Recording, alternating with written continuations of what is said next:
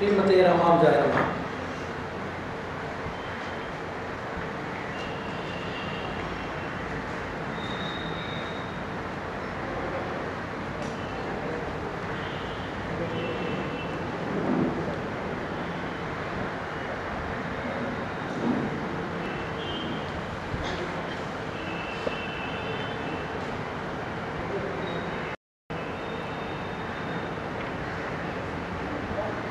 According to the science of cosmic evolution,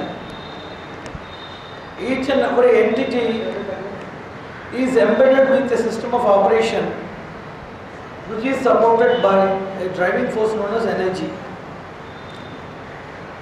Each and every unit of existence in the world, they have a purpose. The purpose is achieved by their action. It is by a series of action. It is by a repetitive action, it is by untiring action, it is by multidimensional action, by which each and every entity, irrespective of being a living being as well as a non-living one, that continues to exist with an action for its purpose, which is driven by an energy. And the living forces, starting from amoeba to the so-called human being or even celestials, maybe above the human level, we are all having multifaceted operations of existence in which for the holistic activation of the body we require a lot of things to process. For our mental processing we have the central nervous system and the circulatory, excretory, the skeletal-muscular system. All of these things are quite known to the people. So this multi-structural or unistructural or polystructural nature of both the living beings and non-living beings, they demand energy. And you know that energy is from two sources. One is intra-energy resources, second is extra-energy resources. Apart from these two things, there is one third thing known as inter-energy resources in symbiosis. Intra-energy resources is the type of energy that emerges from its own self, and extra-energy resources is of two types. One is by the voluntary will of the substance, it can adopt energy from the external sources, or somebody can thrust energy upon it. If it is a non-living or independent thing, they differ in their activity in this particular methodology by confluence and influence. If it is a living being, it can thrust energy for its own self, it can govern its depletion by knowledge, and it can just resurrect its own status, and it also can see that the available sources, available dependent sources or the so-called related sources, their energy can also be safeguarded by means of a process. So the living beings can take care of themselves as well as they can govern the surroundings and inanimate forces which are corresponding to surroundings. So likewise, this dependence and independence between living and non-living beings, they created the possibilities of getting into the probe of energy resources. We are seeing a lot of fossil fuels and energy resources. For example, wind creates energy, you know. Fossil fuels, they are driving mechanical energy drive, you know that. Then electrical energy, magnetism, sound, innumerable energy sources are there. So these things are extra energy resources. For example, electricity has no purpose to serve electricity, and magnetism has no purpose to develop or utilize something for the development of magnetism. Those things are contributive factors which are for existence of the mankind and the development. So these things are known as external sources of energy, which are once again divided into multiple sources of energy, conventional sources of energy, non-conventional systems of energy, renewable sources of energy, etc. And the next thing is that type of energy which is intra. This intra-energy is also of two types. For example, in atomic fission or in a nuclear explosion, the energy that which is released is not coming from any extra source. Whereas the infinite binded energy that is embedded inside the nucleus of an atom is by a cathode ray tube that is bombarded and infinite energy is released. So it is known as intra-energy sources. Inter-energy resources are the mutual understanding or adjustment of human beings with the other resources of the world. So we have inter-energy resources, just as a composite or joint venture of human beings with the other species or force of nature. Second thing is intra, that which is inbuilt already inside. Then the third thing is extra, that which is got from outside. So each and everything or each and every entity of the world, they have all these benefits, inter-benefit, intra-benefit and extra benefit. And human beings, we have also, like the atom, when exploded properly by a meteorology, it releases high energy. So we have seen each and everything. The most subtlest elements of nature, for example, the nanostructure of each and every material is hyperpotential.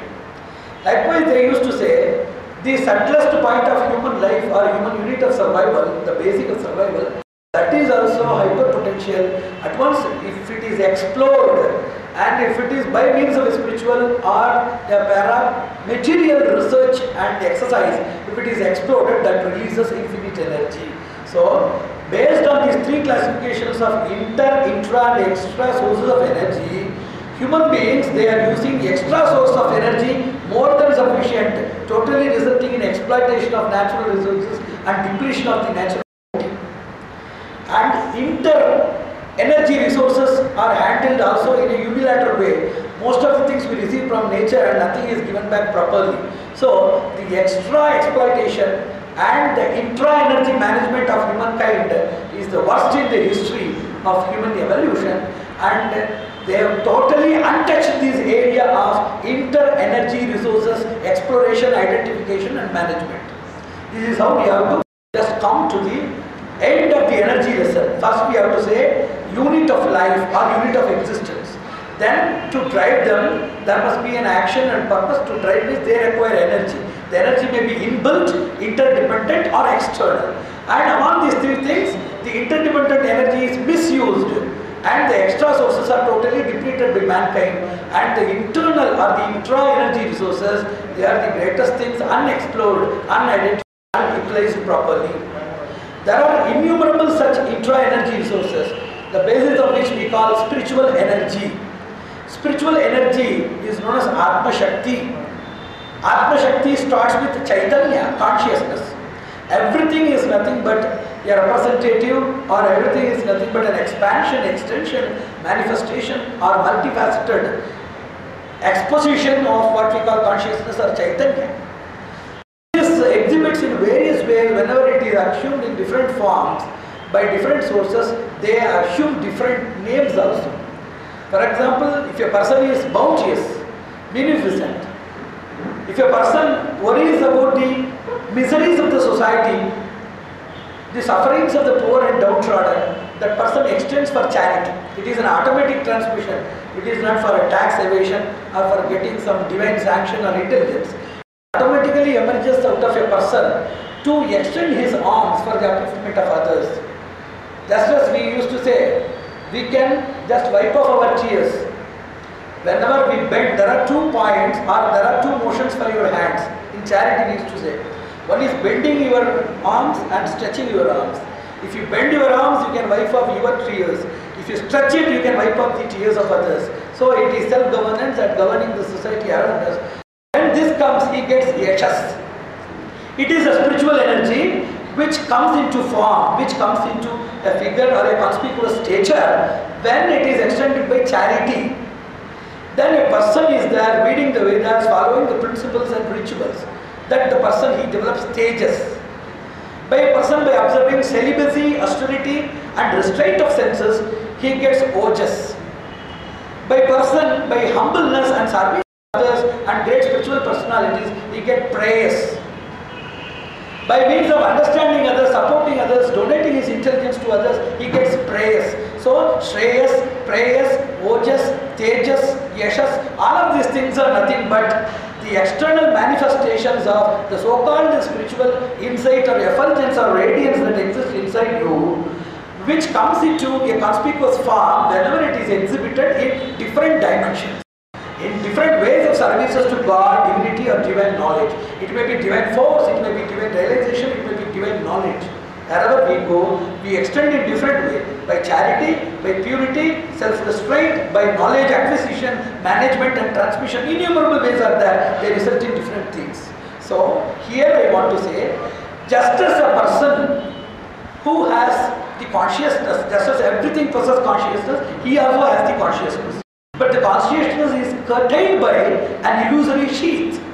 It is known as Maya Varna. That illusory sheath that hinders the natural effulgence of the soul, preventing it to permeate, radiate and potentialize. First it has to permeate from your body and to create a field. Then second it has to radiate your believers, supporters, dependents, thinkers, followers, proximates, intimates, everybody it should embrace. Second, it should vibrately, it should go to the society, vitalizing the society at large. So this illusory mark or Maya Varna, it prevents you to realize this energy of your inbuilt consciousness which is innate for you. It prevents it to be realized, released, rejoiced, reported, then resurrected, then permeated, radiated, then made ubiquitous by serving the surroundings. All these stops are totally hindered by the illusory mark or the cover. So I want to put the definition as whatever we say as greatness, divinity or holiness is availability of laudable qualities. And there are innumerable qualities, and let us pack all qualities into 5. It is development in knowledge, I have already told. Second is development in magnanimity in the form of charity and service. Third thing is development in the form of reverence and respect towards elders and worship. Fourth thing is total detachment from the senses and sensory world and seeking for liberation. The fifth thing may be accomplishment of siddhis by mystic practices. So all of these innumerable things packed, to name few, packed between these 5 major areas, they develop a particular type of light sensitivity which is subjected only to sensitive optical vision, which is by the Western world limitedly described as aura. So aura is, it is a luminous radiation. It has 3 qualities. It is a radiation. It is not just X-ray like radiation or just invisible ray. It is luminous. It has luminosity which is known as light. And it is not tangible, it is subtle. This is the definition for aura. And as per our definition, our celebrity, austerity, finance, internal realization, self-introspection, all of these qualities develop yashas, shreyas, prayas, ojas, tejas, innumerable qualities are developed in aura, which they, within their limited tools of perception, they have named it as aura. So, reading about aura, after coming into the yogic scrutiny, after coming into contact with the Vedic text and their explanation, he is going back to the kindergarten classes once again. So, just consider our own lessons, whatever you see. If you say the Vastu Shastra of Kashyapa and Vishwakarmiya, then the Feng Shui Vastu is nothing but kindergarten. Greek astrology is that there are big charts. If you go to Saravati, Phaladipika, Jaimini Sutra, Bhru Sutra, then going into Greek mythology, except for the reason that it is new and Western imported, those who are affected by the cruel and crucial disease of pneumonia, they can be subjected and alluded to that. Except for that, there is no reason to get that. But even to prove that we are unlimited or we are abundant and those people are limited, we have to have a thorough study of both Eastern and Western views. So aura is a vague, composite, collective, undefined, indefinite name given to the collection of a spectra of various dimensions of spiritual energy torrentially showered on various expositions of spiritual brilliance and exercises. This is the definition for aura. So take that. We have to start from the Vedic journey, then we have to see how people have interpreted, then we know who is abundant and who is infinitesimal. All of these things can be calculated by our basic discretion power very easily. So this is known as aura. And whenever a person who is having holiness, or a person who is having divinity, or a person is said to be worshipable or greatness, what is that holiness? When is a person said to be holy? Pavitranam pavitram mangalanam cha mangalam. When a person is free from the murk of illusion, when a person is free from evil, when a person is free from the tenacious entanglements of jealousy, hostility, misappropriation, partiality, etc. The person who is also potential enough to make us free from the dirt of evil from our mind, such a person should be holy. For example, if you have stepped inside mud, you are washing with water. then your feet is free from mud, but the water becomes muddy. So this is not holy. So holiness is not only the capability of being free from dirt, but also to remain pure even after it comes into contact with dirt, which can remove the dirt from any person of any stage and gravity. So it must be free from dirt. Number one, it must make anybody, by its inspiration, guidance, inculcation or radiation, it must make these people to be free from dirt. Point number two, in spite of having done this, it must still remain as pure. These three things are the qualities of holiness. And if a person is holy, he will be having the avarana. There are innumerable things. There is composite aura. The composite aura is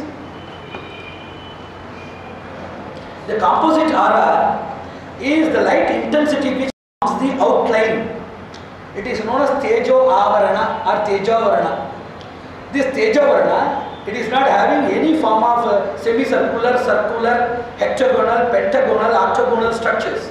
It just forms an outline of the body. Could you follow that?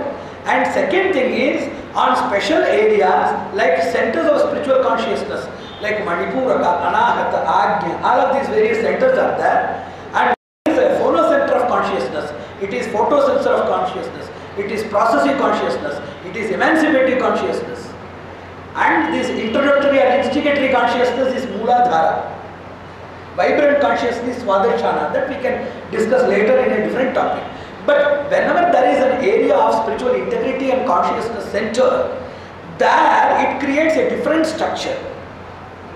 Those things are known as salient rings. And the first thing what I have told is known as effulgent outline. It is known as Tejo Avarana. This Avarana, it forms the whole structure of the body. Keshadi Padanta, it creates a brief, broad, bright and brilliant outline. The second thing is, it creates at some special parts of spiritual consciousness, it creates a different type of radiation. The third thing is, as each and everybody has their own Ajna Chakra, which is the center of spiritual realization, each and everybody might have seen in chitras, in portraits, and wherever in photos with aura photography, etc., might have seen a lot of these things. It is known as aureole, and second thing is known as halo. These things are specialized structures of the manifestation of effulgence in various parts. So you can have a composite outline, or rings in special parts, or circular motion of energy particles in the form of halo, which is there behind the chakra of a person. So there are three forms of this arrow manifestation. Or tej of pratikarana, or tej of prabhava, or tej of pratapa. So these are all the various areas, innumerable things are there. But these three things are perceptible, subjected to research, subjected to practice, imitation and procurement. So that we have to follow. So this is what we call aura. Then apart from this aura, there are innumerable aura in various optical science. Ophthalmy, there is one aura that denotes about the optical light density and intensity. Then in symptom also there is one aura. You might have seen in this astronomy and other sciences, spatial mechanics aura. Aura is any light field or that energy field or electromagnetic flux or field that exists between any entities or with any entities or around any entities. It may be with an entity or within an entity or around an entity. So it may be of types. So there is the aura of Saturn. You might have read in astronomical treatises. Likewise, innumerable places or innumerable positions have been given to aura, but according to Shastra, aura is nothing but unhindered projection and balanced shower of a person's spiritual insight. It is a symptom for a person's spiritual precision and perfection. It is a symptom for a person's spiritual precision and perfection. So this is the definition which you can note down. The second, coming into the various studies of various faculties into this aura study, before entering into our Shastras, I want to give a detailed description of the modern pursuit in aura sciences. There are three sciences. One is Theosophy, which dealt with, Sophia means knowledge. Knowledge about God and divinity. For human being, there is an entity that is complete, that is infinite, that is perfect. By understanding this, we can be promoted to that level of eternity and permanence. That is what they used to call it as Theosophy. Second, there is Anthroposophy, that which deals with the knowledge about mankind and the maximum possibility of evolution for humankind. We consider if a person becomes scientist, he is intellectually superb. If a person becomes a king, he is plutonically, that is what is plutonics. Plutonics is the study of wealth. A person is platonically well-being. And if you consider a wrestler, so physically he is a mountain. So likewise, physical, emotional, intellectual, financial, opulential, social, cultural, moral, innumerable spheres and moodings, they construct lot of perfection standards for human beings. What is the ultimate level for a human being to attain?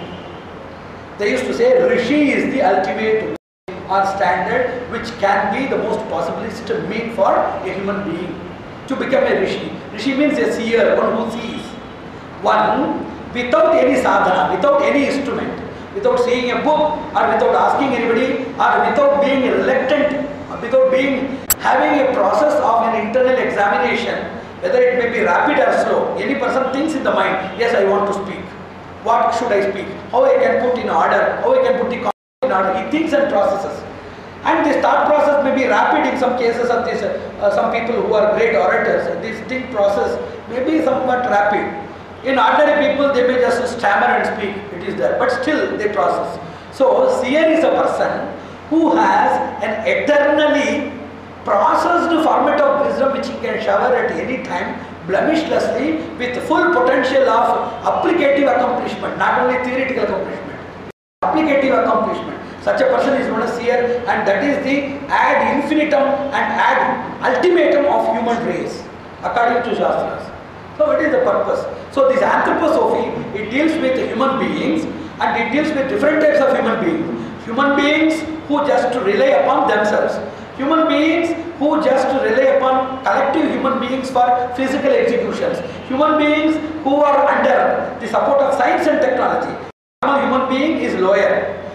Collection of human beings pulling cart and loading a stone, they are in a higher plan. Still more higher plan is a person who uses a pulley or lever. Still more higher is a plan of a person who is making use of a crane, science and technology. So in this way of evolution in the ascending order, in anthroposophy they consider without any instrument, number one, without any strain, number two, without any collective or associative support, number three, if a person could do something, that is known as accomplishment siddhi. Such a person is known as siddha. He is a rishi, and that is the highest exalted status of a human being.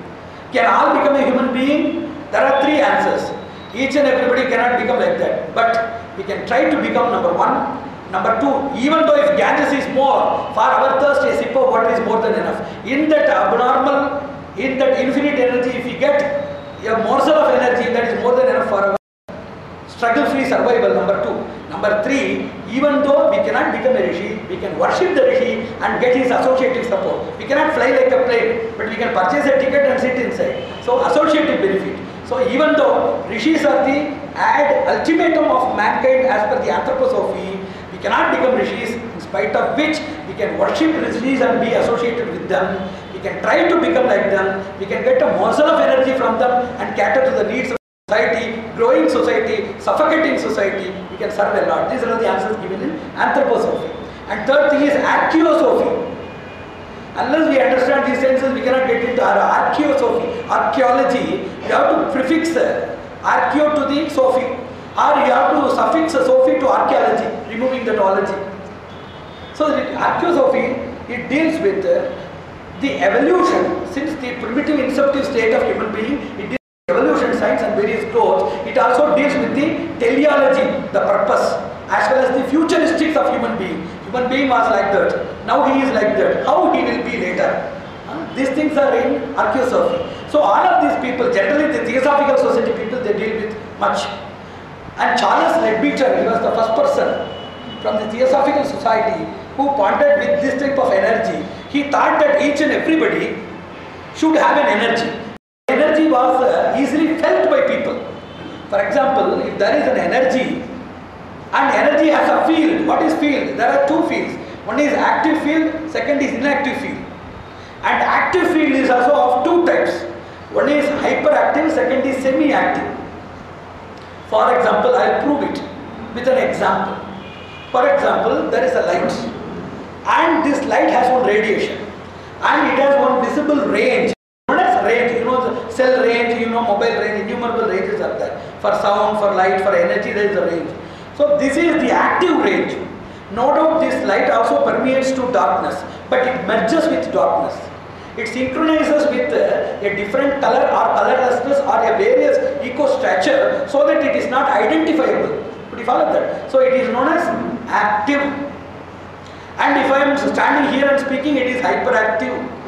If there, it is semi-active. If I cross the field, that is inactive totally. It is there, but it is not identifiable.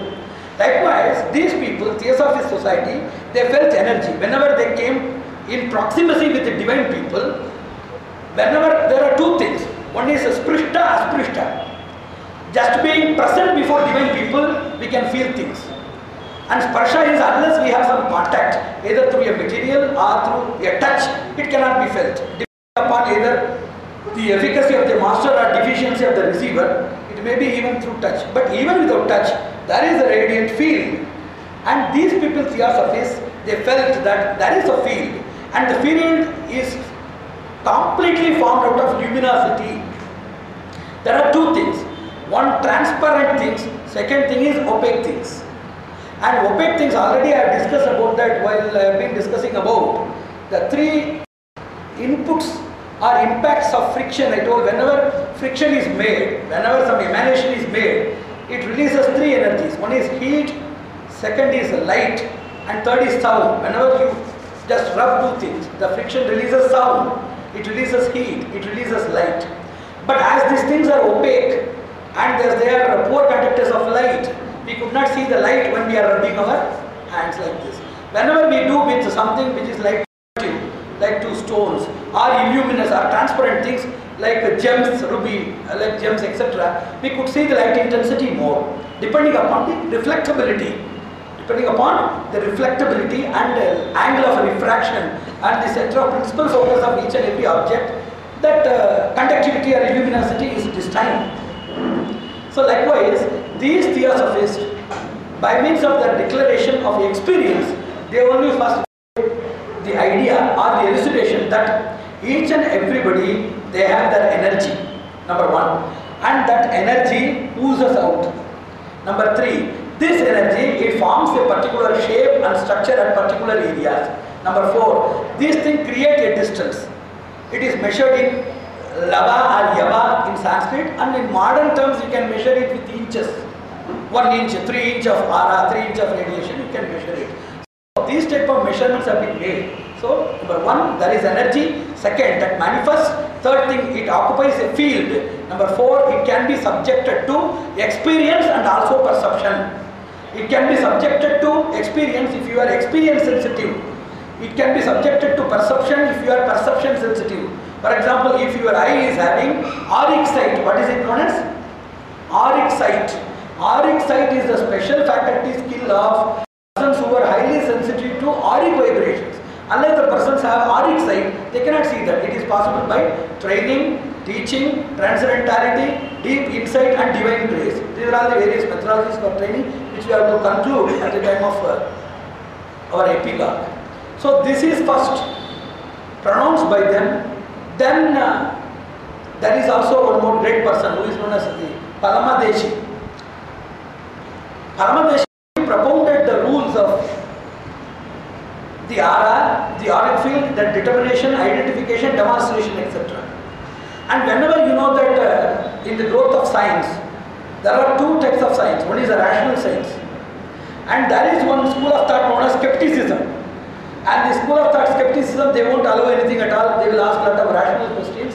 And this aura also was subjected to a lot of rational questions. Still now, there is a continuous battle going on with aura. For example, there was one great scholar. He is known as Dr. Robert Dahl. Robert Dahl, he is a skeptic. And what he thought and he explained is very simple. This aura is no doubt a light available, but it is an exposition of the deficiency. Whenever you have synesthesia, whenever you have migraine, whenever you have epilepsy, whenever you have brain disorders, at the time you feel aura. So aura is not the output of any supernatural energy, but it is just a common superficial energy, that too an output of your deficiency. That is his claim. And he started proving with experiments. So according to the Robert Altroir, the skeptic experimentalist, aura is nothing but the release of a person's malady. A person could see such a light because of his epilepsy, brain disorder, visual disorders and various other deficiencies. That is what he has told. And W.E. Butler, he is a very great synthesist and a research analyst. He only classified that there is also one type of aura which deals with your physical health. You see, if you are having a photograph of halwa, or if you are having a particular idea of understanding the orography as well as teaching it, then certainly you must understand that there are different levels of aura, and what you are dealing, seeing, teaching and demonstrating is only one dimension of aura. That which is not subjectable to the aura photography or aura subjectivity or perception is also there. So he classified the aura into two types. One is etheric, second is divine. That is known as Butler theory. And there is one Robert Bruce theory who classified these things into three forms. One is etheric, second is the main aura, and third thing is the emotional or sensational aura. Likewise, 10 qualifications for aura, 5 qualifications of aura, innumerable people they told that. But this Butler and Robert Bruce theory of classification is very significant. They have conducted also some experiments. For example, and mannequins and human beings are all arranged at a particular place and ordered to stay at a particular place behind a screen. This aura finder or photographer is allowed to intrude with the aura sensory vibrations through the photograph. And the person failed to interpret, even behind the screen or behind that snobs and statues, he failed to interpret where this exact position of human beings are there, where the mannequins, the human-like forms or structures or pads have been installed. So this type of distinguishment was totally impossible for the person to interpret. It was a deficiency of that level of aura photography at that time, or it may be even deficiency of the person. So a lot of these things they have made. And there is one optical illusion known as after image. If you study ophthalmy, you have to study only this basic thing known as optical illusion. Innumerable optical illusions are there, amidst which there is one thing known as after image. What is after image? If you see somebody with deep vision, with a strong vision, then immediately, even if you close your eyes, deviate your vision from that person, you will see a similar structure either in the negative or positive form. Either in the form of a negative, which is with outline and darkness, or with a fully positive structure. It is a brain work. It is defined in ophthalmy as persistence of vision. It is known as persistence of vision. So it is after image. So here they told that lot of things are there. They used to deliver energy, but that does not denote a person's status. That is a natural emanation from each and everything as per the electro-impulses variation. This is the Skeptics Union's declaration, on the basis of which they have conducted a lot of experiments. It is an optical illusion, that is a mechanical illusion. So we have to define, direct and design a system by which we can adapt all of these things. Now this Semyon Kirlian, in the year 1939, he conducted a very great experiment which is known to everybody by fixing any image. For example, each and everybody is having bioelectronic field, but the voltage of human being is as low as 2.1 volts, so that it cannot be hyper-produced or it cannot be conducted with an experiment to produce a conspicuous result. So he placed each and every object. Each and every object has its own electrons motion and electricity and conductivity. Everything is inbuilt. It may be poor, insufficient, or hyperconductor, superconductor it may be. But the electrical impulses, conductivity and the nature is common with all things. So he told, first there must be a film on which the object must be placed. So O is the object, F is the film, M is the metal, and it has HIE, highly induced electrical field or voltage. If it is flashed there with high electrical, it is known as also electrophotography. So that's why photography, it came to be known as electrophotography. And the discharge is known as corona discharge. So this type of photography has been introduced by this person, and even there were a lot of people following that. Even now there is Kochakov, Dr. Kochakov from St. Petersburg University, the Department of Information Technology. He has created a latest machine apart from the trillion electricity machine, which is known as GDB, very commonly available now. It is coming into, it is based on gas discharge visualization machine, which deals with glass electrodes and which deals with the perturbation by means of high energy or high voltage electricity excitation. So now what they want to say is, human beings, they have energy, but as the natural energy between the human beings as well as the non-living beings are insufficient to be produced, unless you add a high voltage potential, that itself and energy orbit cannot be identified. I will repeat once again, as it may be something unintelligible or hard to digest. Human being or any existence, either it may be living or non-living being in the world, they have their own electric field, but very negligible, because of which their energy's manifestation or energy's orbit cannot be traced. So unless you magnify it, for microscope, you know that microbes cannot be visualized. So you have to just magnify the size through a microscope and you can visualize the microbes. Likewise, you have to magnify the electric field for anything. They experimented with the coins, they experimented with candle, with person's thumbprint, then with this crown chakra. Innumerable experiments they have done with living and non-living things. Already existing energy things, as they are potential wise insufficient, unless that is kept in a conductor which can be induced with a high energy voltage potential induction, which is in electricity physics known as perturbation.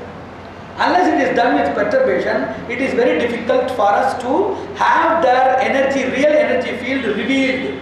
So for unveiling the hidden or latent energy field, they use these electricity conductors, modern they are using. But that is not, even this so-called machine, gas discharge visualization, is not used in this aura, spiritual things. It is used in identifying management and preventive management and this mental assessment in psychometry, in athletics for a demonstration and accession, and in some medical uses it has been used. It is not recognized still as a spiritual service tool at all. So apart from this, there are innumerable various experiments which have been conducted by lot of people in various areas. So I want to just present, according to Shastras, how we can come to contact with aura, how we can do 4 things with aura: to see the aura, to study the aura, to teach the aura, and to handle the aura or to govern the aura. So these things are there only in spiritual exercises. All of these mechanical machines are there to just evaluate, and they are subjected to a lot of other mechanical deficits also. So based on these things, now we have our own innermost power. We have our own innermost power, already it has been told. And here in our own science, Western science, there is one thing known as odic effect. Odic effect. ODIC, odic effect or odic thesis is there. Apart from the magnetism, electricity, wave energy, wind energy and other energies, etc., there is some more energy governing this human being or the human being's process and movements, which is distinguishable from the other energies. So it was propounded by von Leschenbach, the scientist von Leschenbach. He propounded the theory of odic effect. So this odic energy is what we call Chaitanya. It is nearby, they are just proximate to that, they have not fully interpreted it. They just clearly give an idea that apart from these things, according to science, the whole body is operated by magnetism, electricity, all of these things are just available in the cosmos. So he says it is not the physical forces, it is not also the collection of number of physical forces, but there is a physical force which is paraphysical or highly advanced in configuration, which promotes human action and governs it. That is known as the odic effect. So according to the Killian photography, that energy that which has been identified is known as odic energy, which has been just given a peripheral example or examination by the odic effect. Now coming into contact, there are 2 types of energy. One is confluence and influence. Aura of a person, the first question, I put it very simply because the subject is very hard and the time is limited. Is aura changeable or immutable? There are 2 auras. One is a person's standard aura and second is a person's random aura. The standard aura, that is immutable. It is what he is and what he ought to be, that is known as standard aura. And this random aura is what is he now? So this aura will be going on decreasing, increasing. So this increasing and decreasing may be of two types. One is distance of the auric radius, second is color of the auric radius. And color of the auric radius is also of two types. One is color intensity, second is light intensity. So by these things only, a person's spiritual stagnation, spiritual retrogression, spiritual progression, these three things are measured. Apart from spiritual things, by aura, if you want to know the spiritual aura, it is very difficult for you to organize. You have to just take a lesson for 1 year or 2 years to accomplish and also to feed the same. But if you want to understand the peripheral aura, which is a symptomatic study of a person's composite salubrity. For example, there is one more question. If I see an aura, how can I distinguish that it is a spiritual aura? It is an aura which depicts the mental state of a person, it depicts the emotional state of a person, it depicts the intellectual status of the person, it depicts the physical status of the person. So these things are understood only by the light intensity. So Archi, Deepti, Dyuti, these things are there. If it is Dyuti, if it is a pale light, if it is a pale light, then that is known as Dyuti, that deals with physical. And second, Deepti, that is a fluorescent light, and that light deals with mental, emotional and intellectual. And third thing is known as Archi, that deals with the spiritual greatness, spiritual power, spiritual response. So that will deal with the person's spiritual status. And fortunately, these Archi and Deepti is not easily visible to us. So whatever we see, we can blindly interpret that it is a physical manifestation, with the hope that we may not be so advanced to see the spiritual and intellectual vibrations. But in spite of which, depending upon the intensity, color and radius of the aura, we can just place the exact evolution. One, it is changeable. So it means that by means of symptomatic study of present aura, you can infer about the past aura and you can somewhat calculate about the future aura also. So there are three potencies. One is the inferential potency, second is the perceptive potency, third is the futuristic or prognosticatory potency. If the prognosticatory potency is used by seeing the aura today, we can clearly understand how it may be tomorrow or day after tomorrow, and how it was yesterday or day before yesterday or remote past. We can also assess by these things. Number one, what is confluence and what is influence? You can induce the aura of others. If you induce your aura, that is known as confluence. If you induce the aura of others, that is known as influence. You can influence the aura of other human beings. You can influence the aura of other non-human beings, distant human beings, or human beings who are celestials or somebody. And God's aura can also be induced. Human beings' aura can be induced with the starting, let me induce my aura, and let me also influence on your aura. This is the starting point of human influence. Whenever you want to influence the God's aura, you have to comments like this: I cannot do anything with you, I surrender. This is the process by which the divine aura can be provoked, by a process of surrender, submission, invocation. There is no other way at all. So this is confluence, and this thing is known as influence. And what about this aura perceptibility, especially to gifted people? For example, they say that some animals can see. It is known as zoopticism, in which animals can see. They can have a different type of vision, number one. And number two, children, before their upanayana, that is till the age of 7, they can visualize differences, variations, colors. Those who can interpret cannot visualize. Those who can visualize like small children and animals God has given. There is a Polish proverb. God has taken out all of my teeth and He has given me a walnut. It is a famous Polish proverb. Like that, the elders, they can interpret very clearly and they are in need of energy and management. But they cannot visualize. These animals and small children, easily they can visualize and comprehend. Those people, they cannot come for interpretation. So we must be having the maturity of elders, but the innocence and immaculate nature of children. Only a composite or only a person who is the joint stature of the innocence and immaculate nature of a child and maturity of a grown person can understand this aura. So there are different animals, there are different animal behavior variations. Whenever they see good or evil aura, whenever death comes, whenever good omen comes, there are a lot of these things. It is known as infraspatial behavioral mechanics. It is a different science. Whenever earthquake comes, natural disaster comes, how do they behave? How the worms they behave, how insects they behave, how ants they behave. So these are all the various things that occur. And apart from which, whenever some problem comes to us, inside the domesticated animals, how they behave. So there are innumerable ways of understanding. That is a different science at all. Then apart from which, we want to practice some exercises which I can put forward very simply. How we can practice for knowing these aura and interpretation. First of all, you must know it is based on vision. So we must have perfect vision, not perfect vision like seeing somebody in the next door or seeing what is happening in the neighbor's house. It is not like that. It is a sensitive vision which has auric sight. So there are 5 major exercises. This is how to increase your sensitivity. We have been always surrounded by artificial luminosity.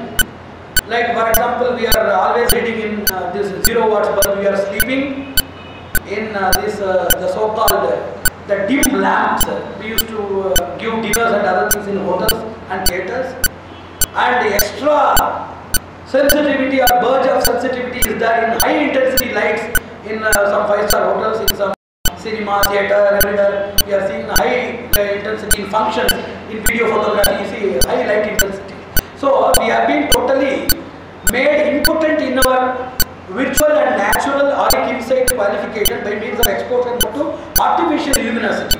That is getting exposed to 3 types of lights. One is dim lights.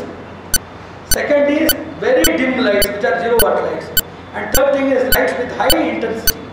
So exposure to natural light, exposure to sun, moon, natural light, broad space. And these things they won't disturb our eyes. So first of all, any person, they must develop some sort of exercises by which they can understand that the sensitivity is growing. First exercise is you take a light and you measure the range of the light. For example, it may be 1 feet. You just show a dot in the wall and you may be seeing the range. You fix the diameter and cut it. What is the radius? You know that. So you see the circumference. Beyond the circumference, beyond the range, you must try to see something. So the first exercise is, wherever there is light projection, you must practice to see something beyond the projection. If you totally, it is not an easy job in 1 or 2 days. If you continuously watch for 1 or 2 months, if you watch this peripheral circumference of any light area, you will see some light particles beyond that area also. But it must be different from after image. I have already told that is an optical illusion. It can be easily made. That is one parapenetration skill which nobody can believe. For example, you can just make a cardboard full of colors and you can ask anybody to write something like bottle, jug, water, India, anything you can write and keep. And a person by continuously having that penetrated vision, after a few years or months, suddenly he can read what is there inside. And also leaving the missed letters is also that. It is one exercise, you can note down. Leaving the missed letters, you have to do with the support of only a second person. If you write something and if you leave the missed letter, you can easily identify the missed letters, isn't it so? So somebody who is not known about that, whose letters are not known to you, you must start these lectures to be practically put into practices. So right, for example, if something is there, that must be ambiguous. If I say I-DAA, it is India, anybody can say. It does not require any aura or deeper insight. So anything that is far beyond our inference, our guessing tendency or our calculable tendencies, that you have to write. And you have to find the missing part. Then you have to find a missing entity. So this type of thing, going beyond the light range, is the first exercise. And second thing is quadrilateral practice. You have to practice with 4 things. One is with the shapes, second is with lights, third is with colors, fourth is with the spots. Unless these things are done for 1 or 2 years, a person getting a deeper aura sight is very difficult. What is spot? You have to take a big white board and you have to fix a spot. And you have to concentrate. The concentration time can be just 1 minute, half to 1 minute. Then after 3 minutes you have to repeat it once again. Then continuously you have to do that till you can have the same projection in a different place where there is no spot. Wherever there is no spot, you have to be so alert to project the same thing, and this you have to be capable of showing to others also. Otherwise it is an imaginary projection, it is an after image projection. It is very difficult. So you have to take lot of shapes. There are 5 shapes. One is Shatkona, which is known as hexagon. Ashtakona, that is known as Ashtakona is known as octagon. And Trikona is known as triangle. Then Chakra is known as, there is round, circle. Then Chatura is known as square. So likewise colors. Colors are also, bright colors are to be practiced. Red, green, blue and yellow are said to be auspicious and divine colors. According to practical Shastras, white is Nirmalya, it is purity, but according to R it is not so. So these 4 colors we have to practice. So shapes, colors and light we have to practice in different light with different distances, light intensity. We have to increase our sensitivity by seeing these things at different times. So we can form a reasonable methodology with a lot of various other experimentations and other things. So that it is a syllabus, it is not a lecture, it is not narration. It is a syllabus and one has to undergo a rigorous training under this science to see one's own aura. To see one's own aura is different from to see somebody's aura. It is different from interpretation. Interpretation is different from teaching and training. That is different from demonstration. Demonstration that requires technical knowledge and equipment support. That is also required. So these things are 4 major things are required. And 4 major practices of eyes are also there. It is very interesting to know that. One is moving, second is mobile, third thing is steady, and fourth thing is staunch. Mobile visual practice, moving visual practice, steady visual practice and staunch visual practice.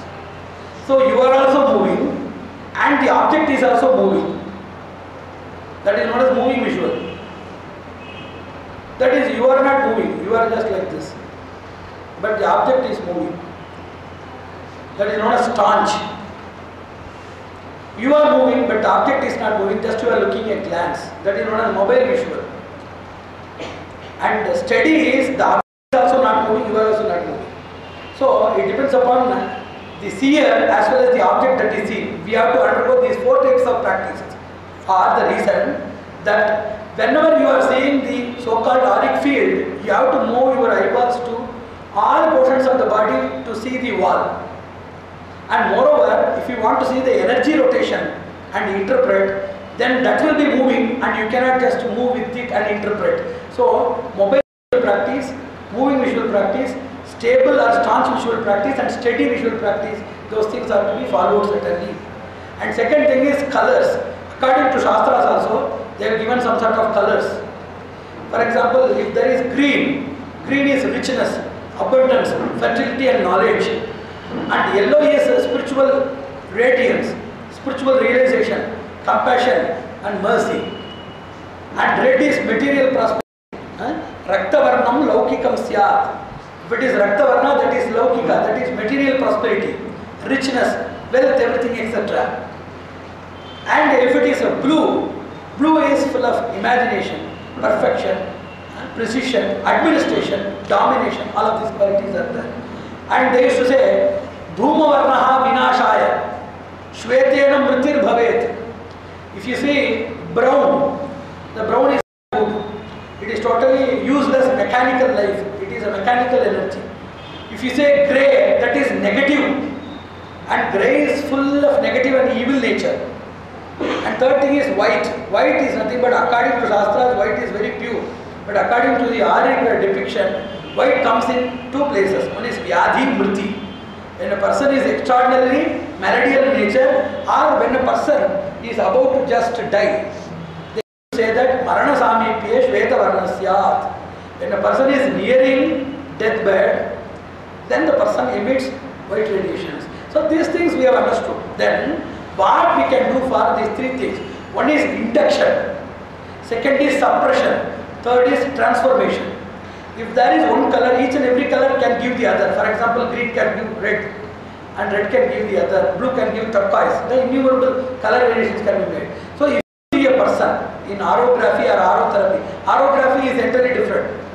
Aerophotography, that has no high electrical voltage and that has nothing to do with that, I call it corona reactor. All of these things are not there. It is just white space, and it deals with the natural galvanative impulse and exposition of the skin range, which is then interpreted by a color boosting by a printer machine.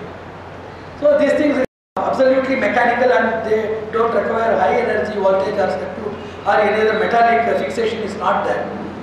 That is the reason why, even though the interpretation can be given by these mechanical these things, more we want to have, more we want to personally train ourselves and also to tame others to get into the real interpretation. The third thing I have already told, apart from interpretation that this is so, then this is everybody can understand that yes, I am going to die, or I am happy, I am fertile. Then what is the nature? So unless we can influence this energy by means of induction, suppression and transmission, this knowledge of orography or orometry is useless. How to induce energy? For example, each and every color I have already told, they denote some characteristics. For those who are in need of progeny, those who are having diseases, that too how to specify and create a domain for areas. For example, Putra, Pautra, Virya, Vijaya, Khyati, Padavi, Arivu, Aishwarya, Jnana, Dhana, Yoga, Bhoga, Ayana, Shayana, Sukha, Bhagya, innumerable elements are there. How to fix the domains for all of these things? We must only prepare a chart and we have to give, like the Neuralak and Asian paints, they used to give a lot of shades. In between the colors, thousands of shades they used to give. Likewise, we have to give a shade study or a multidimensional or a polyangular study of the various compositions of these colors for understanding specification. For example, neural disorder, then cardiovascular disorder, then renal disorder, urinary disorder, numerable orders are there. So there is a common domain for salubrity, physical domainity, there is a particular aura. Then how to reach the specific thing? There are two things which you used to say. If you reach the common domain, gradually you can practice and reach the specific domains, number one.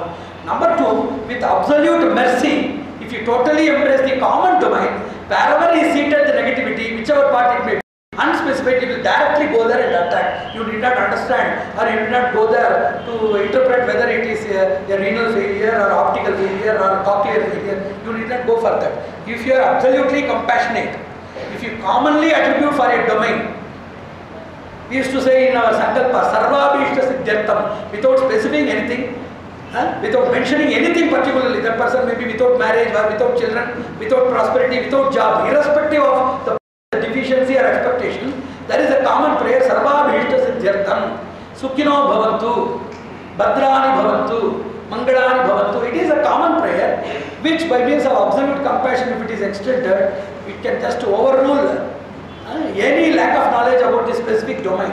So by knowing this, we can easily treat. By induction, wherever a person's auric influence, light intensity or color fading is there, we can induce that color, we can induce that intensity, we can establish or we can bring the light into existence if it is faded or if it is shielded. If it is totally covered and packed inside, being totally obsolete, that we can bring back to life. This is possible. How it can be possible? There are three methodologies. One is by dhyana. First, you must affix yourself with a hyperpotential aura. You must kindly understand because this is the essence of the speech. Whenever you are moving, kindly associate yourself with the aura of a potential person. Thinking that you are a potential person, thinking to treat yourself or taking the risk of treating others, and it is a very great danger to those persons and also to you. If a person is not associated, a person must be a supernatural person or he must have the lineage of a supernatural link. If it is not there, if he is contributing something more than what he can, contributing something more than his might, he is not a reservoir. He is not an inexhaustible resource of the divine charge. So whatever he does, immediately he is depleted. And if it is not properly induced to the opposite person, those who come for treatment, then it is not giving the cure or it is giving a temporary cure. Number two, the first thing, not giving the cure is naishpalya. Giving a temporary cure is known as tatalya. Giving a cure but creating one more disease is known as vyatirekya. Curing this disease but immediately bringing death is known as vaiparitya or vaikalya. So whenever a person without properly charged takes the adventure, see, we must take these things as a project or as a system.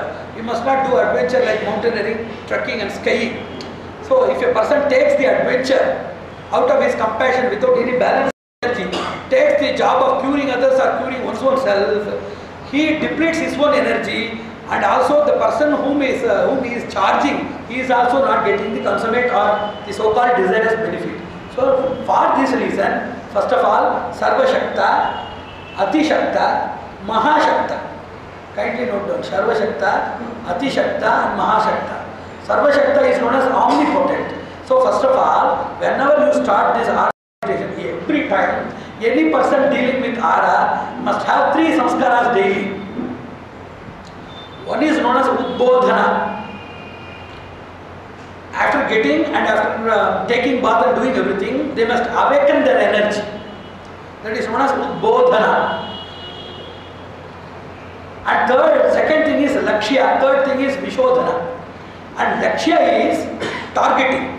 First morning you must and you must do your duties, and then in English or Sanskrit or Hindi or Marathi, irrespective of the language, with a wholehearted nature you have to say that I was linked and I slept and I have got a new life. You see, Swapna is an interim death, what we call in Shastras.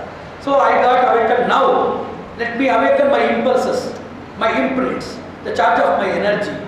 And this energy being awakened, let it be as fresh as it was yesterday, more fresh than how it was yesterday, and it must be the most freshest that I can contribute something by means of the charge charity by which I can benefit lot of people, those who are believing me or associated with me.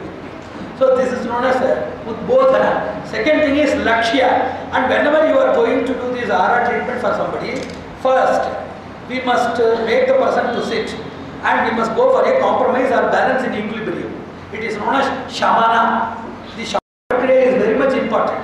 There are also meditations and there are also mantras. By Shamana you are saying the person must have got a different karmic set.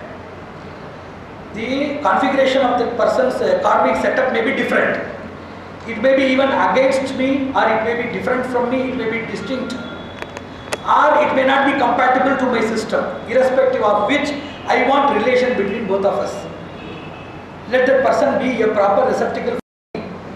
So whatever there is incongruity, in some, the first thing is Udbodhana exercise, awakening your spiritual nerves, Ujas. Second thing is Lakshya, before which is Shamana, silent communication between the beneficiary and benefactor, so that all the incongruities are settled. Third thing is Vishodhana, or self-cleansing before the person goes to bed. All of these things are to be practiced by these people. So by means of all of these mantras, a person must charge himself by associating with 3 Shaktis. One is Sarva Shakta, omnipotent God. Ati Shakta, our spiritual masters. Maha Shakti, Prakriti, nature. So you can once say, everybody, Om Sarva Shaktaye Purushottamaya Namaha. Om Maha Shakti Prakriti Namaha. Om Ati Shaktebhyo Paramarshibhyo Gurubhyo Namaha.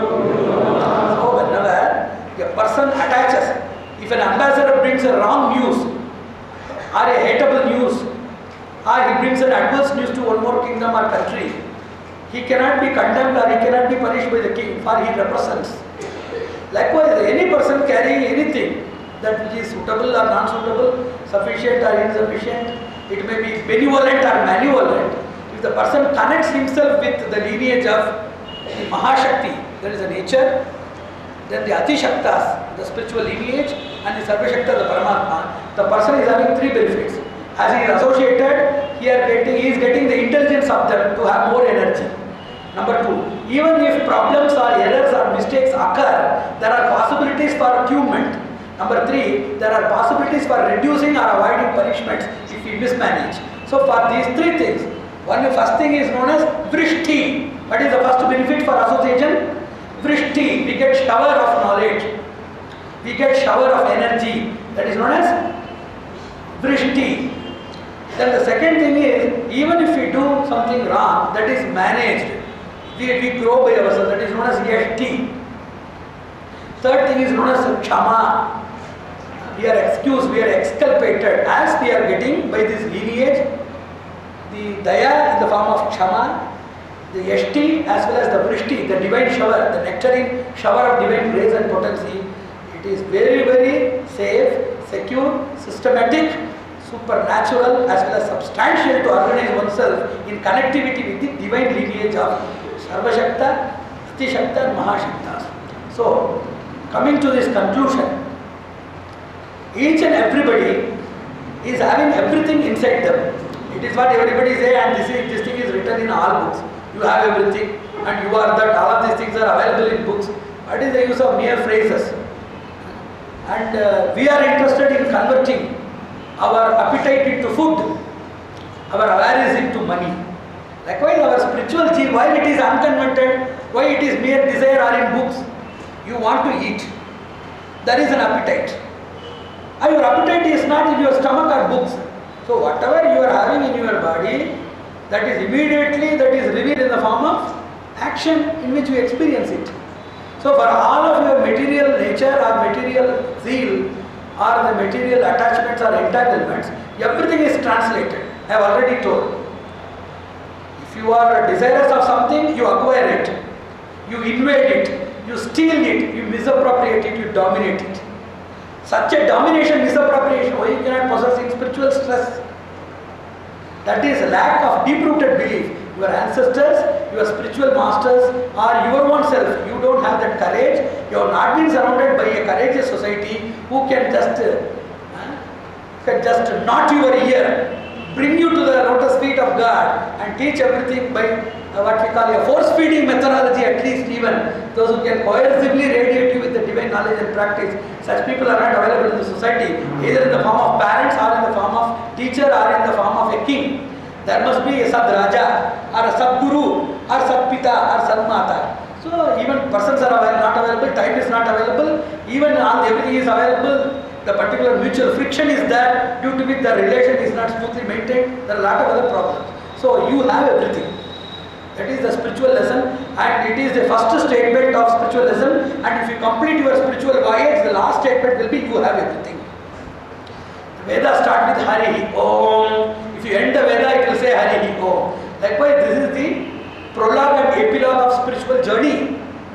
But why you are doing? Because it is not translated. I have already told appetite translated into food. If you are hungry, immediately, hotel, anything, you immediately see that the food is before you in a plate. Money, immediately you see that howsoever you reach that money, you get that money. Likewise, spiritual things also, you must have the determination. You must have the zeal. You must have continuity. Continuity and follow-up. What is follow-up and what is continuity? I have been telling something today. And if you are either following me or following somebody else who can say the same thing, that is known as follow-up. Then you are giving your ears and mind half are full to me now.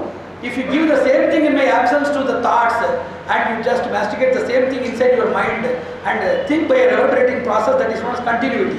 You don't have any continuity and follow-up. Whereas if you want to eat food, immediately it has continuity and follow-up. You go to the hotel, you ask for something, pay the money, immediately pay for that. So everything is done with the process. Spiritual thing starts with desire, ends with desire. Whereas all of these normal things, it is like that. They start with desire, ends with determination and action. So I humbly request all of you, it is in the voyage, it is a small trip, it is a big voyage in which I have stationed you in a small park. So in which we have to cross a lot of stations, books, then lectures, then personal exercises, deep meditations, spiritual services, charities, self-introspection, self-rectification. By innumerable ways, you have to see that this light which we have lighted today in your heart, that remains undistinguishable, undiminishingly, that is, it must be in your mind and it must not be extinguished by means of your oblivion, your deviation and aberrations. So I humbly request all of you to take this process. You have everything within you, and whatever you want, if you adjust within you, you know, in remote. Sitting from a remote place, if you operate contrast, color, sharpness, sound, on, off, everything will be operated there. So if you want good job, for getting that good job, the energy of attraction, there are two energy, attraction and repulsion. If you induce your attraction, immediately the job giver will search you, or accidentally you will meet the job giver and you will get the job. So for all necessary things to come, And for all unnecessary things to leave, the induction and suppression mechanism is within you, very nearer than you. It is nearer than your shirt to your skin. So it is our duty to realize that, and it is already I told, it is a lengthy process. By various lessons, we have to learn and practice it, and we have to see that God has given us everything. God has made us rich, and we lost everything. We are not using everything, and still we are claiming that we are paupers. He has given everything to us. He has not given everything in the form of, for example, He has not given shirts in cotton plants. He has not given in the form of a busy beda bath or pulao in the paddy fields. He has given the raw materials and basic resources for all of these things. Likewise, for our family, professional, academic, social, national, for all issues like global warming, terrorist control, then interreligious harmony, family harmony, then obedience, spiritual renaissance, mystic precision. For gaining everything, He has given you the remote, and the energy is within you. You must know how to operate it for your development and for developing the poor accompanients in this world, who are the fellow denizens of this globe. Narayan, Narayan, Narayan.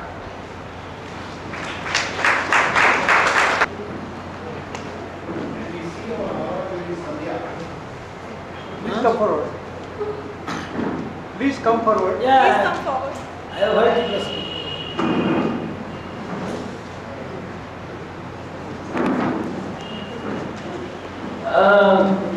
This is a nice question, but there are more possibilities for somebody else to see our aura while they are performing Sandhya. Because Sandhya is a contemplation of Tat Savituhu Devasya Varenyam Bhargaha Dhimahi. That Bharga Shabda, that word itself that denotes aura, light. The Sandhya night is a worship of divine aura. I have already told about cosmic aura. That aura, that light which instigates the intellectual and spatial mechanism. Surya, he instigates two things. One, Surya is the only reason for the evolution of species, life in the earth, number one. Number two, Yahanaha Diyaha Prachodayat. He is also the instigator of productive intelligence. So we are meditating on that aura, and while we are seeing that aura, very easily we can say that if we are seeing such a powerful aura, we can easily see our aura, but we are contemplating on that aura. So any person performing Sandhya, as he is envisioning a greater aura, immediately he can see his own aura, but it need not be at the time of Sandhya, because Sandhya is particularly meant for seeing that aura. And that also for increasing your light intensity or the sensitivity, you must not see sun like this. Surya Namaskara, seeing sun means it does not mean that you have to see like this. It is very dangerous and useless. If you keep your hands like this, it is known as Brahmapasha Mudra. If you keep like this, then it creates a field inside. This potential field, it filters the essential sun rays, and that type of rays which intellectually that upgrade you, only those things are filtered and produced. So that makes you, your right eye especially, to get more sensitivity by which you can see aura, demons, goblins or anybody else in your family even. So you can try this. Just unite these two things. It is commonly done in Sandhya on the night, maybe no to all. So catch these two middle fingers by this thumb and simultaneously clasp these things by this thumb. Huh? No, not anything like that. In Madhyanika, he is known as Surya. In Pratha and Saya Sandhya, he is known as Mitra and Varuna. So it is not practiced, but it does not mean that it must be advocated only during Sandhya Vandana or it must be during Madhyanika. It is not so. It is done during Madhyanika because the mantra is Devam Mahanti Etavaha Drishe Vishwaya Suryam. So that is Surya. And Pratakala is Mitrasya Shakshani Drita Shavo Devasya Sanasim. That is the mantra. And Imam Me Varuna Shruti Hava is the Sayankala. So the same Surya is known as Mitra and Varuna in morning and evening. So he is not considered to be Surya. Madhyamika Surya is known as Surya. It does not mean that for yogic practice, that is Sandhyopasana. For yogic practice at any time while you are doing the Divopasana or Tejopasana, you can see like this. With the Gayatri mantra. So that filters you.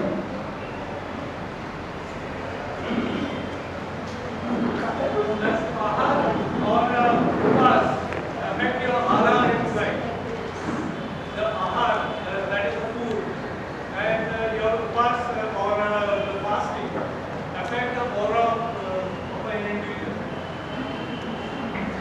See, I have to give a good example which everybody will be very feeling delightful certainly. Untouchability is no doubt it is a crime, sin and inhuman. But according to acharas, persons who are in spiritual progress or spiritual exercises, they won't allow others to touch them because of the auric influence. The aura is influenced by three things. One is by your physical health. If you are totally subjected to disease, any infectious disease or any discriminating disease or deteriorating disease, your aura will be spoiled, it will be disturbed. The second thing is, if you are having that is cunningness, cheating nature, then partiality, jealousy, I have already told, listed lot of malicious qualities which are known to all. I need not put a new list. So any person having these type of malicious qualities, they will have their aura faded, disturbed and intermittent in nature. Number two. Number three, it is ashraya, association. Even though you are physically hale and healthy, mentally you are sturdy, mentally you are quiet, you are very lovable, admirable and charitable, etc. If you are associating with disturbing forces, either in the form of animals or human beings, certainly it is a very great disturbance to your aura, you cannot perform anything. That is why those who are doing yajnas, those who are doing Bhagavad Aradhana, even in Kerala, if they touch somebody immediately they will take bath and with that wet cloth they will come again for puja. Those things were considered to be discriminatory services and inhuman, but it is not so like that. So most of the things, whether the persons are personally having some sort of any vengeance or personally some sort of belittling nature with other people, that may be inhuman. According to Shastras and Achara, associated thing is also there. Upaveshana, sitting near by a person who is having lowest charge or disturbing charge. Second thing, darshana, by seeing. Bhashana, by speaking. Vyavaharana, by dealing. Prasada, you must not take food at all. The taking food, there are two things. One is Swabhavatushta, you must not take onion, garlic, non-vegetarian, egg and other things, etc. Because naturally they don't have positive receptivity. It is not because that God is not there, God is even inside in eggs. But divinity cannot be charged out of eggs. God can go inside the egg, but divinity cannot be charged outside the eggs. So that's why those things are not offered to God, because we have to charge ourselves by divinity. That is the one thing. Then Ashraya Tushta is there. Even if we take food from persons of different opinion, of steadiless mind, capricious mind, persons having a total disbelief, that is Nastika, Aswadha, Astika Nastika, Sanchala Chitta, all of these persons either seeing, mixing with the people without proper preparatory exercises is a danger to your own auric consumption. You are having your own auric field, no? It is very dangerous to your own auric sturdity. So three things, one is your physical health, second is your mental position, third thing is association. Whenever you see, touch, mingle, talk, take their food, five things are there. If you do with persons who are skeptics, atheistic, underdeveloping, malicious in nature, all of these things, they cannot be avoided in a growing society, but it requires prayaschitta. Immediately it should be remedially dealt and proper measures should be taken, otherwise your aura will be disturbed. 100 years you can make a penance and get one auric light intensity. Within 2 minutes, an ill-minded person can sit near you and spoil that energy which you have acquired for 100 years. So you must be very careful. No doubt, ahara, sangha, chitta, vritti, four things are there. Food gives 25%. Sangha means association, that gives 25%. Chitta means our thoughts, 25%. Our deeds, 25%. So it starts with ahara. According to our science, vegetarianism is must, and vegetarianism is not only based on non-violence or non-killing of animals, it is based on sattvika. If you take non-killing, then it means that already killed or dead animals can be consumed. So it is sattvika. If you take sattvika, then you must not take drumstick, you must not take bottle gourd, you must not take bottle gourd and drumstick. Bottle gourd and drumstick is as equal as beef, according to Shastras. So whenever you take ahara niyama, there are innumerable things. One is in the peripheral side, you don't take meat at all, non-vegetarian and egg. Then in deeper sense, you must avoid onion and garlic. In deepest sense, all these masala, spicy food, oily foods, foods which are offered to somebody else and foods which are not offered to God. So innumerable things there. So ahara, that governs 25% of your accomplishment. Well, last question. Penultimate question. Karmic doshas can be seen by the aura. Huh? Aura can detect the karmic doshas. Karmic doshas that. What I have been telling now, what is karmic dosha? There is nothing known as karmic dosha. Karmic dosha has only forms. Can you show any karmic dosha without form? Karmic dosha reveals only in the form of getting a disobedient child, a disharmonious wife, or a loyaltyless servant, disloyal servant, or a non-cooperative vehicle, or a disobedient horse, or a non-cooperative body, capricious mind, dim intellect. These things are karmic. There is nothing known as karmic. Karmic things reveal in different forms. Either in Sharira, Mana, Bautika, Pashu, Patni, Tara, then Patavi, Aishwarya, Yoga, Arogya, Ayuhu. There are innumerable expositions. All the karmic doshas, they acquire different forms. They will acquire forms like your longevity, your health, your wealth, your position, your promotion, your friendship, your wife, your children. A lot of these things are there. So karmic thing is just as water. Water has no shape. It acquires the shape of the container. Likewise, karmic, it acquires the shape of the container. If the karmic dosha penetrates into your body, it becomes a disease. If it penetrates into your mind, that becomes a depression. If it is for your intellect, it becomes confusion and ambiguity and obscurity. If it enters to your wife, then results in diverse and internal clashes. Yes, these things are depicted in aura, I have already told. Depending upon the light intensity and color variations, we must prepare a graph. See, there is a map now. You have to prepare a map for that. How I can narrate more than 321 regions in a lecture? Like modularity of mind. There was one map made by modularity of mind by Charles E. Baer. Modularity of mind. That is a very famous science. Phrenology. They have made modularity of mind. Likewise, this orography also, we must make a map. What is the color and what is the color intensity and what is the distance intensity, on the basis of which we can define whether it is affecting health or it is concerned with matrimonial or professional or academic, which part, everything we can do, but with a full comprehensible and exhaustive map. So karmic doshas reveal in the form of various problems in our society and in our family and within ourselves, and that can be identified by a map.